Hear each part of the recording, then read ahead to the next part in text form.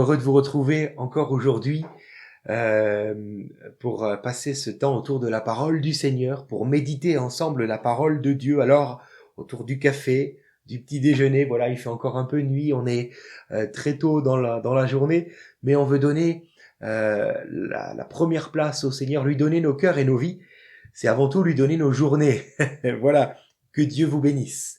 Alors nous retrouvons Abraham au chapitre 15 du livre de la Genèse et nous allons lire un texte que nous n'avons pas vraiment l'habitude d'entendre ou même de lire, même dans la Bible, dans l'Ancien Testament du moins qui, on voit quand même plusieurs fois la guerre, etc.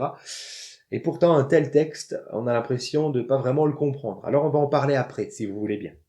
À partir du verset 7e, il est écrit: L'Éternel dit encore à Abraham, je suis l'Éternel qui t'ai fait sortir d'Ur en Chaldée pour te donner ce pays en possession. Abraham répondit, Seigneur Éternel, à quoi reconnaîtrai-je que je le posséderai? En parlant de Canaan. L'Éternel lui dit, prends une génisse de 3 ans, une chèvre de 3 ans, un bélier de 3 ans, une tourterelle et une jeune colombe. Abraham prit tous ces animaux, les coupa par le milieu et mit chaque morceau l'un vis-à-vis de l'autre, mais il ne partagea pas les oiseaux. Alors d'autres oiseaux, les oiseaux de proie, s'abattirent sur les cadavres, mais Abraham les chassa.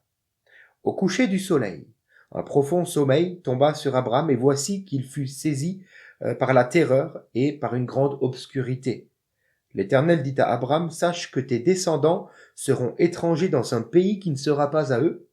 On les réduira en esclavage et on les opprimera pendant 400 ans.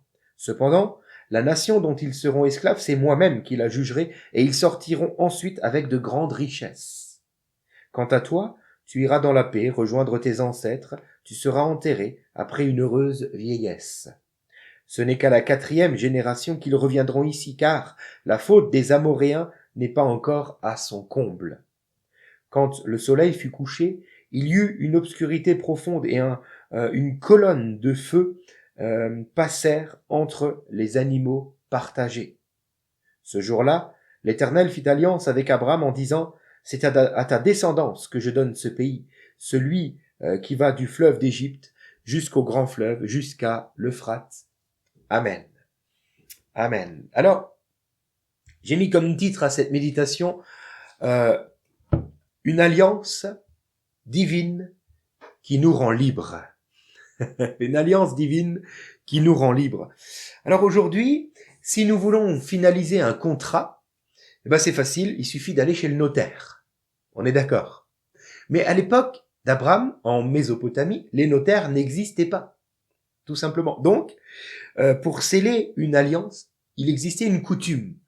Une coutume qui est attestée par les pères de l'Église, mais aussi par le code d'Hammurabi qui se trouve au musée du Louvre.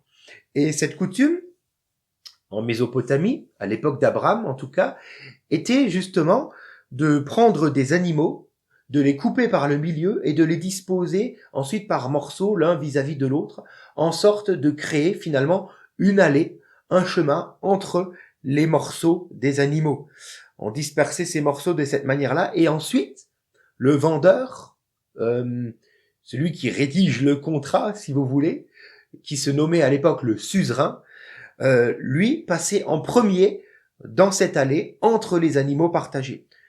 Suite à quoi, pour le suivre juste après, l'acheteur, celui qui signait le contrat, qui se nommait à l'époque le vassal, passait en deuxième dans cette allée entre les animaux. Et cette pratique voulait dire ceci, en passant dans les animaux, celui qui passait, donc le vendeur premièrement, puis l'acheteur ensuite, les deux contractuels qui passaient, au moment où ils passaient entre les animaux, ils attestaient faire alliance avec l'autre en disant, je m'engage à respecter le contrat, à respecter l'alliance, sans quoi qu'il me soit fait comme il vient d'être fait à ces animaux.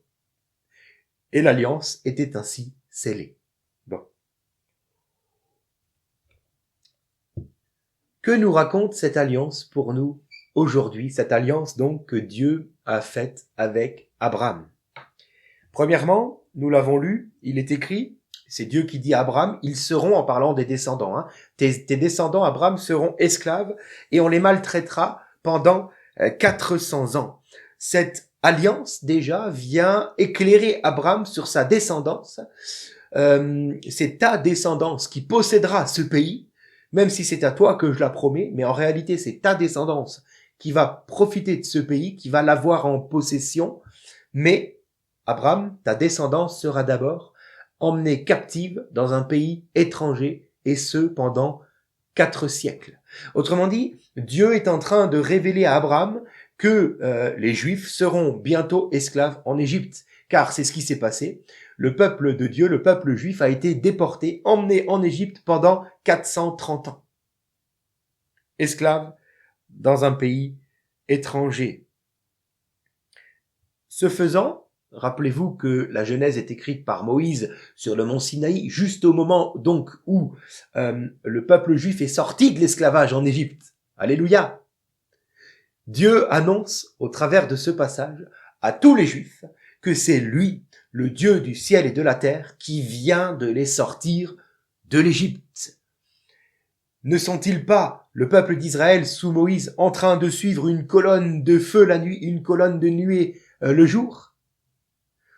Tout comme une colonne de feu est passée entre les animaux partagés.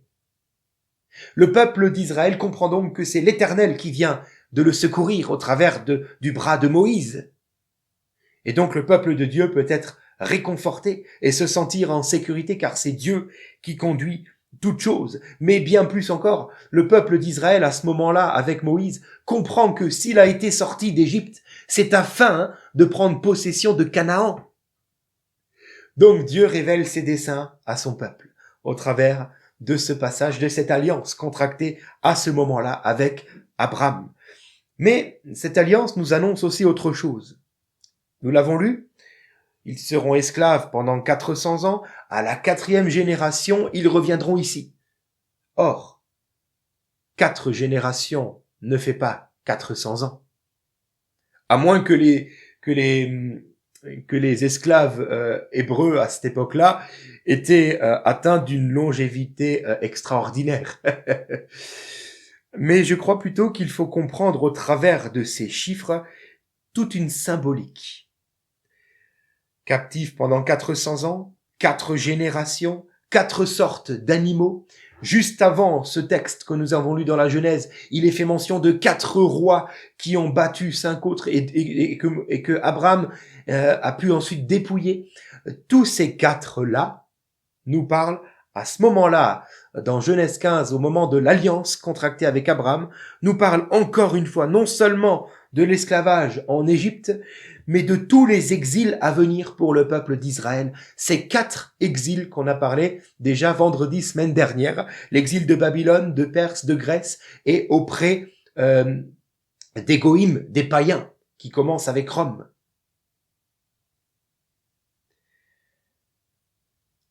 Le Seigneur est en train de révéler à Abraham que son peuple, ses descendants, seront emmenés en exil à plusieurs reprises, mais Dieu sera toujours là pour les en délivrer. Car nous avons un Dieu qui nous délivre. Gloire à son nom. Il ne nous laisse jamais sous la coupe de l'esclavage. L'esclave en Égypte préfigure ces 4 exils à venir. Et Dieu dit, je vous libérerai de ces 4 exils. Je m'y engage. Maintenant, face à toi, Abraham, je m'engage à libérer toujours mon peuple de l'esclavage, de l'exil. Remarquons que il n'est là que les 3 premiers animaux qui ont été coupés, mis à mort. Mais la 4e sorte d'animaux, qui sont les oiseaux, tourterelles et colombes, eux n'ont pas été coupés. Pourquoi? Car pendant le 4e empire, pendant le 4e exil d'Israël, viendra le temps de la grâce. Oui, Israël, depuis 2000 ans, est en exil dans le monde entier. Et depuis 2000 ans aussi, Dieu fait grâce aux païens. Alors je comprends finalement que ces 4 sortes d'animaux représentent ces 4 empires qui viendront exiler le peuple d'Israël, le peuple de Dieu. Et le Seigneur est en train de révéler cela à Moïse. Et comme il est écrit à la 4e génération, Israël reviendra sur ses terres, car La déchéance morale aura alors atteint son comble. C'est ce que Dieu dit à Abraham. Il faut encore attendre le retour de cet esclavage en Égypte, les 400 ans, pour qu'ensuite tes descendants prennent possession de ce pays que je te donne aujourd'hui, car la déchéance des Amoréens n'a pas encore atteint leur comble. Autrement dit, dans 400 ans, au retour d'exil, la déchéance morale du pays aura atteint son comble. Cela est vrai pour le peuple d'Israël en sortir de l'Égypte qui doit prendre possession de Canaan. Cela est tout aussi vrai à la fin du 4e exil pour le peuple d'Israël qui reviendra sur ces terres. Pourquoi ? Car la déchéance du monde, des païens, des goïms, aura aussi atteint son comble. Autrement dit, nous vivons aujourd'hui un siècle où nous avons atteint la déchéance morale. Pourquoi je dis cela ? Car Israël revient sur ses terres. Et cela depuis déjà 70 ans. La déchéance morale est là, et nous y sommes. Que l'Église veille à ne pas être imprégnée de cela. Alors, dernier point, pour ne pas être trop long, cette alliance avec Abraham symbolise et annonce aussi quelque chose d'autre. Est-ce que vous avez remarqué ? Qui est passé entre les animaux partagés ? Seule la colonne de feu, seul le feu est passé, seul l'Éternel passe. Et il empêche ensuite à Abraham de passer. Abraham ne passera pas, seul Dieu passe. Pourquoi ? Car Dieu choisit lui seul de porter la condamnation de cette alliance que ni Abraham ni aucun homme n'a pu tenir. Nous n'avons pas su respecter nos engagements avec Dieu, mais c'est Dieu qui prend sur lui la condamnation. Autrement dit, cette alliance annonce aussi la mort de Jésus-Christ à la croix. Lui, notre Sauveur, qui a payé pour nous, car il a porté sur lui à la croix les conséquences de nos fautes. Et puis je termine avec ceci. Les oiseaux de proie s'abattirent sur les cadavres, mais Abraham les chassa. Il y a là encore toute une symbolique qui veut dire que les oiseaux de proie peuvent aisément représenter l'ennemi de nos âmes, qui veut s'abattre et essayer de détruire cette alliance que Dieu a fait avec Abraham à ce moment-là. Cette alliance de grâce que nous recevons tous en Jésus-Christ, mort pour nos péchés à la croix.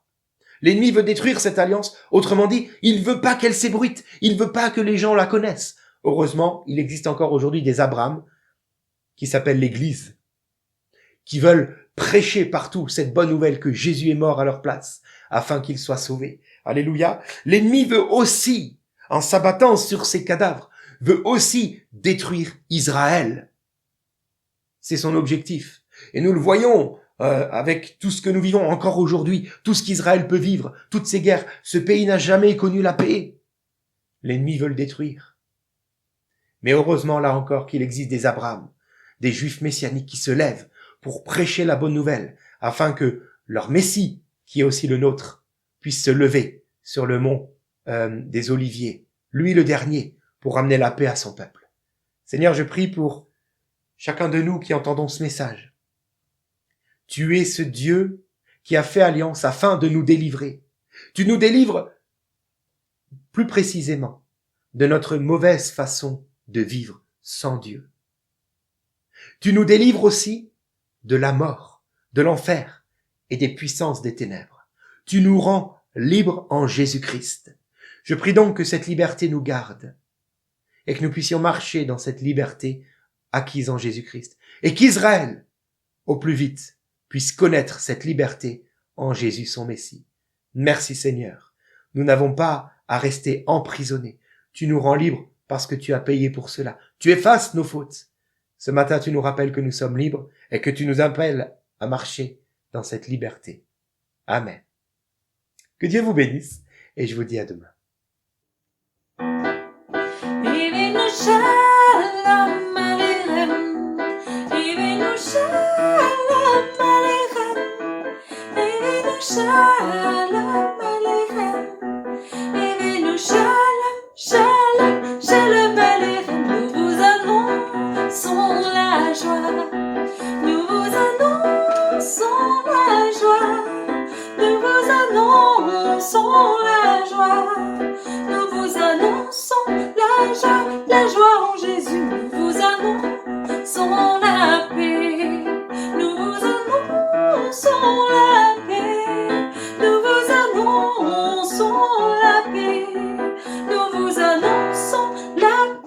la paix en Jésus. Nous vous annonçons l'amour. Nous vous annonçons l'amour. Nous vous annonçons l'amour. Nous vous annonçons l'amour, l'amour